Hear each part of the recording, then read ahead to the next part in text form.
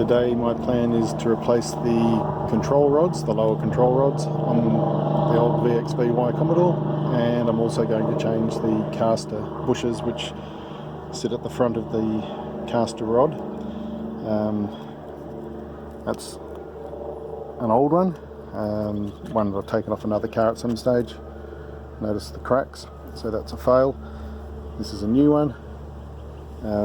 You may as well buy brand new ones. They're as cheap as buying the rubbers and messing around with them. Just buy new ones, and it's a nice easy job.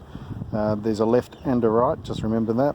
So do one side at a time, and I'll show you how it's done. So let's explain first symptoms of failed control rods and Castor bushes. That when you drive the car, say, like road speeds, reasonable speeds, like 100 kilometers an hour, down a highway, you'll find the car just feels a little bit not in control. It feels like it's a bit wandering. You sort of feel it back through the steering, and mainly as a driver rather than as a passenger. And also if you go into heavy corners, you might feel the front end lurch on the car. It may also clunk or might make a spring noise, and as you can see on this one, see there's like a thread cut in there, and that's from as I had to take the old bolts out. It was quite tight on this one. So anyway, my plan is to replace them on this car today.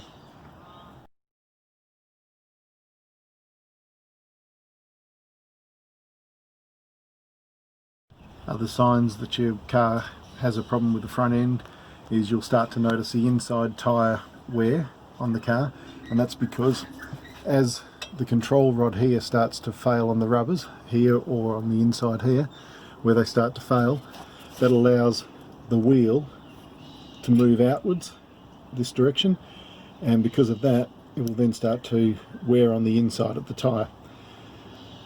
So that's a bit of a problem. And also the other thing that can occur is, as these, which are the Castor bushes, when they start to fail, they can allow the wheel to move backwards. If the wheel moves backwards, then it will change your toe in, toe out, or will just change the way the car reacts and handles, because it tends to flop around a little bit.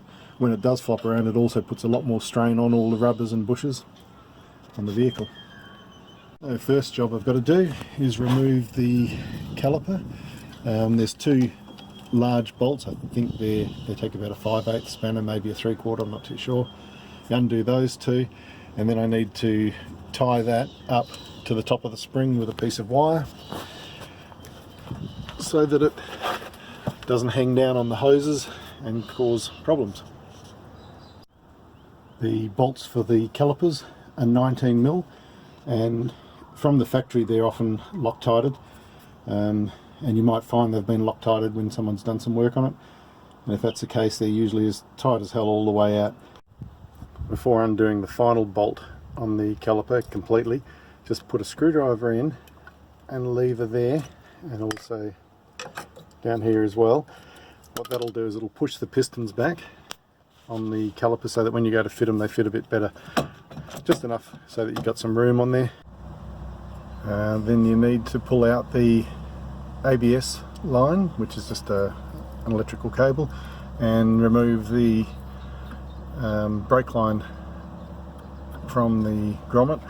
That turns 90 degrees, so as you take it out, you twist it, take the caliper off, twist it, and then once it goes backwards out through that slot, you can see that then releases it, and then tie the caliper nicely and safely out of the way so you don't break the hose.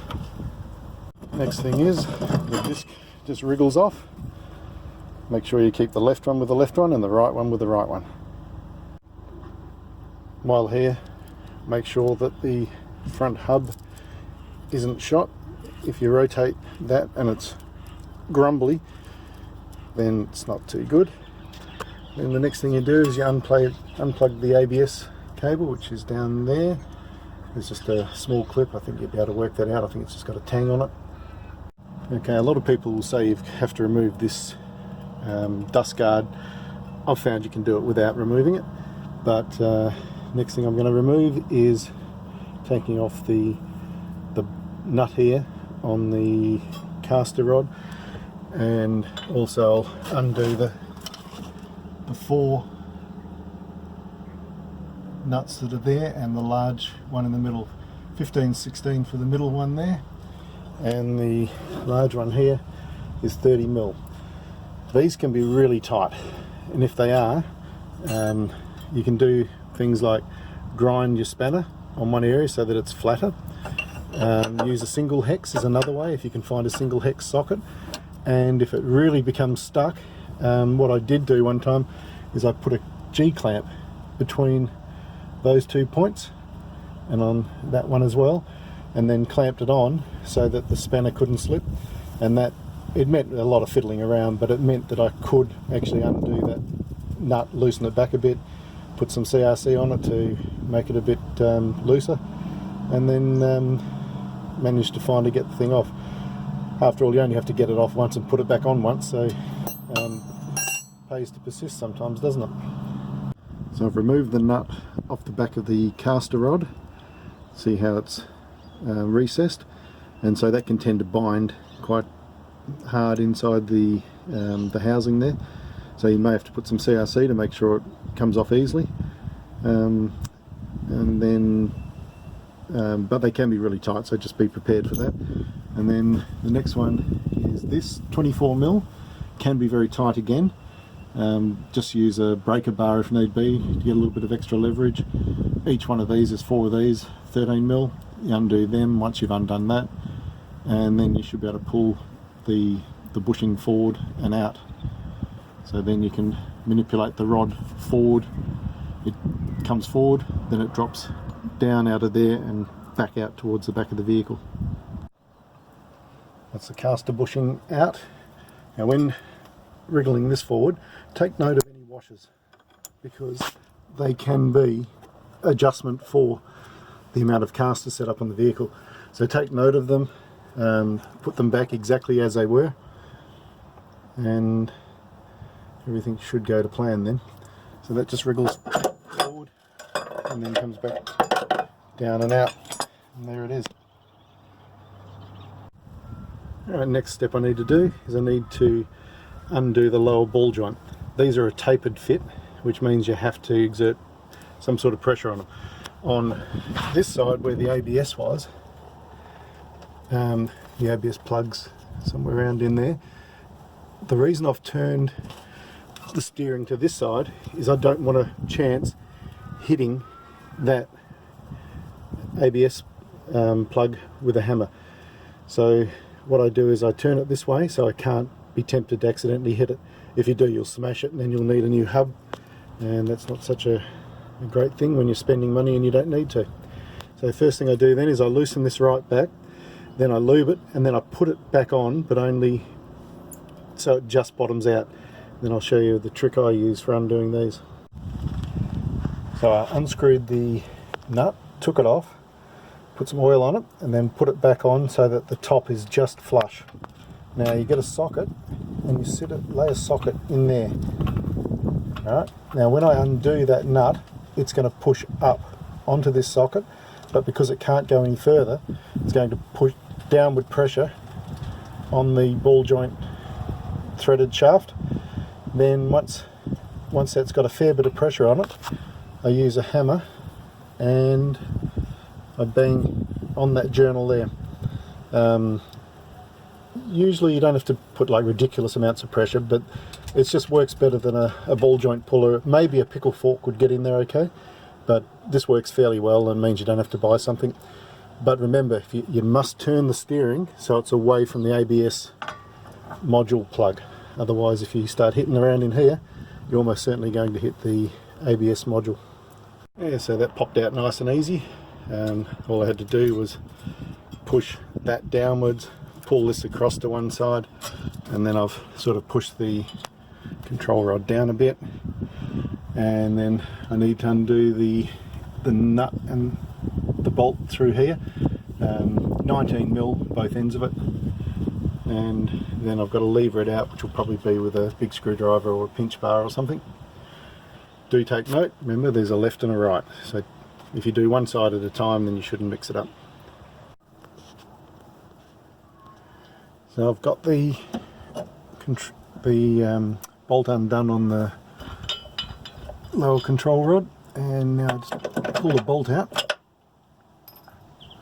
That's it there. So it comes in from the front, and that just comes down.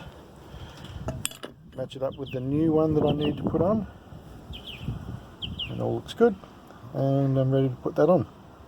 Okay, so that slipped in fairly quickly. When tightening that up, once you get to a point where you start to feel it starting to bind a little bit on the control rod, lift the control rod up, put it into the taper, and just spin the nut on by hand so that it's within the range. Then do your final tighten on that bolt. Otherwise what will happen is you'll end up twisting the rubbers right out of the control rod when you go to use the car. Okay, so just warning again, when you go to tighten up the ball joint nut there, just remember, don't hit the ABS. So I'm just showing you here that it's so easy to hit it. So I'm actually tightening it from the other side, not from this side, but I'm just showing you if you hit that, you'll break it, then you'll need a new hub. So from here on, the job is fairly well just a reverse of what you've got to do. Remember that that slips in, the brake hose goes in, turns 90 degrees in order to get in there. The ABS needs to be reconnected. The camber rod needs to be put back in. Everything goes together fairly well from this point on, so you shouldn't have any real issues. One thing that can happen is the ball joint may not tighten up, so if that happens, just put your jack underneath the lower control rod, jack it up, that'll push it into the socket and you can easily tighten it up then. So it looks like I'm just going to keep throwing you little tips. If the caster rod doesn't go in properly, I just put a jack underneath the control rod, jacked it up to a point where I was able to feed it in through the front and then put it in through the back, and I'll adjust that as I go until I get all the caster bush on and the big nut at the back on. So this side was way too tight, so I've had to use a G-clamp like I was saying. So it's up against there, and then it's just holding the spanner on. That way I was able to put my foot on the spanner and able to turn the nut enough. So now it should come out fairly easily. When you're doing the caster rod here, fitting in the front bushing at the final part of it, you need to put the jack underneath here, and that sort of moves it up and down and tailors it to what you need to be able to do. So that's probably the final thing, but otherwise the job's fairly good to do. It's not a hard job. I've done worse. I think it's well within the realms of most people. Well, enjoy.